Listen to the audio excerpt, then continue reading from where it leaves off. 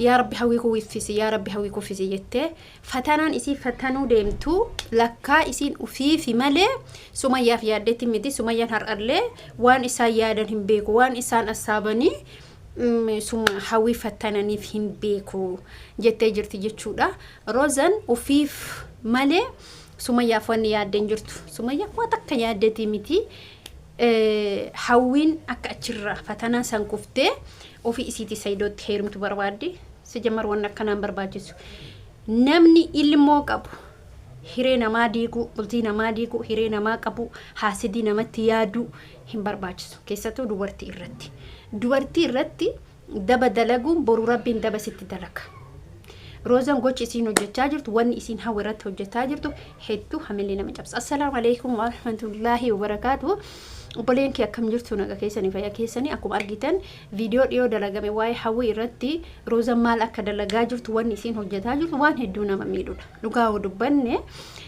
Rozani tokkoffaa wanni isin saidoni ana Rozadi city Hawii city ana fuudhi ya rabbi Hawii kufisi ya rabbi serious taate tumani jechuun normaali matti kadhataa jirti rabbi isii normaali matti kadhataa jirti qoca namni sitti muree jennaan waa rabbi keessa jira jedhani garummoo Hawii akka isii gochaa jirani akka dhiibbaa isirratti nama sadi ta'ani dhiibbaa isirratti gochaa jiraniin Hawii rabbi qabdi malee nama hin qabdu dhuguma rabbiitti mee bakka buuse uflaali ati dhiira tokkotti gaafa heerumte sirraa nyaattee sirraa dhuyde wanni Rozan gochuuf deemtu akkuma Sumayyaan ayyuu dhaabdee hambiftee ayyuun amma bakka miidiyaa irra leebadee safara keessa hootaati malee amma ayyuun hin argamtu jechuun mee ayyuun argitan TikTokii duwwaa irratti argitan Rozan illee yaada san qabdi amala akkasii of keessaa qabdi amala akkasii akka Hawii akka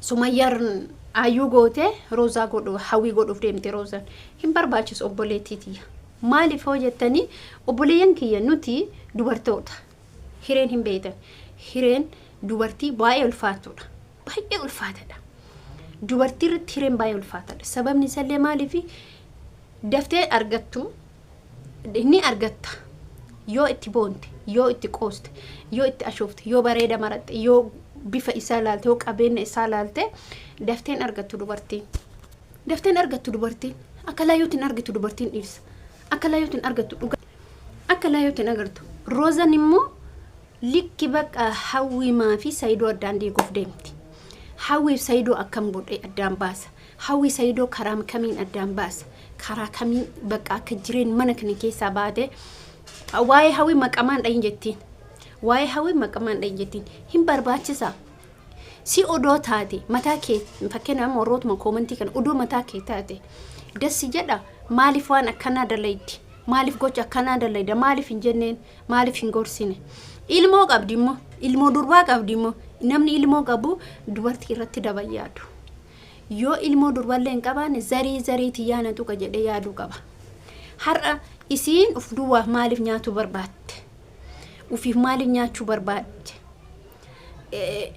ilmoon isii sun maaltu irra gayaa anarra maaltu ga'uuf deema fakkeen hin jettu ishirraa maaltu ga'uuf deema hin beekamu wanne isirra ga'uuf deemuyyuu isini galee kanaaf jechuudha obboleeyyan kiyyaa wanni isin hojjetaa jirtu hedduu namatti ulfaatadha ana akka mataa kiyyaatti garuu maaliif akka dalaydu wanni isiif akka barbaadu ishee wannuma darbe namni hin deebisa nama tokkoon gaafa wal dhabde hin ishee deebisuu dandeetti dhiira tokko gaaf jaalattee dhabde deebisuu hin dandeetta hin dandeettu dubartii irra deebi'a dubartiin amma fakkeenyaaf garaa laafti Rozan garuu baay'ee tokko Hawii irratti dhiibbaa guddaa geessaa jirti ishee gaafa dura maaliif dhiifte ati nama amanamtuu miti ati otoo sargi har'a godhadhe har'a baatee tartaa yaada akkasiisan jedhaan jechuudha jarri ramaanu rakkina qaban tokkoffaa saidoo rakkina qaba lammaffaa Rozan immoo haacaaltuyyuu sadaffaa Hawii miidhamtuudha Hawiin sirrimatti miidhamtee jirti namni tokkichi gabba'ee Hawiidhaa dubbataa jiru namni tokkichi gabba'ee Rozanitti jirti saidoonitti jira Sumayyaanitti jirti namoonni sadiin kuni Hawii qamadanii qaban akkamitti mana san keessaa siyaadha sadha mala tokko mallee baafna Sumaayaan dubbatee jirti jammar fatana isaan fatananii fi beeku tokkoffaa immoo Roozaa shakkitee jirti iyyuu. Roozaan itti haa heerumtu jette kaa hin barbaadde Roozaan akka achi heerumtu hin sobdi. Utoo Roozaan seentee boru waa'ee Roozaa dubbatee jechuudha waan gab morma qabeessirraa darba jettiin. Roozaan bora kuma duraanii san saayidoo gattee deemti. Mana isaa teette Hawii jedhe sin dabbaru. Ani sila ani bar wallahi lazim gisee tokko yoo laalu ijoolleen keenya kun keessattuu ijoolleen Oromoo kun maaliif dhiira niitii qabu malee heerumne? Maali? Dargaggeessi maal ta'e? Laaxxeetu jira kun abbuustu ka fakkaatu kana bishaan lagaa ka fakkaatu kana ijoolleen jechuudha. Akka argitaniin yeroo ammaa kana amma inni fuunan inumaan maraattee Roozaan inni Hawii gisee inni kophaa jiru gisee Sumayaa wajjilleen jirre gisee Aayoo wajjilleen jirre baate diddee jirti. Gisee san diddee mitiire amma immoo maal inni re? Amma saayidoo halkan saayidoo galgala saayidoo ganama adeeti jedhee rabbiraa soqadhu bultii namaan diigu namni bultii namaa diigu qasamal warabbal kaaba. Alafte namni bultii namaa diigu zaahiratti guyyaa adii akkatti bultiin isaa diigamti. Ati har'a saayidoon na jaalata Hawii baasee na hafuudhu jettaa miti sakandii takkan turtu isa jalaa deemuuf. Maaliif jireenya nama gaarii jiraatu seenaa jirta waan ta'eef.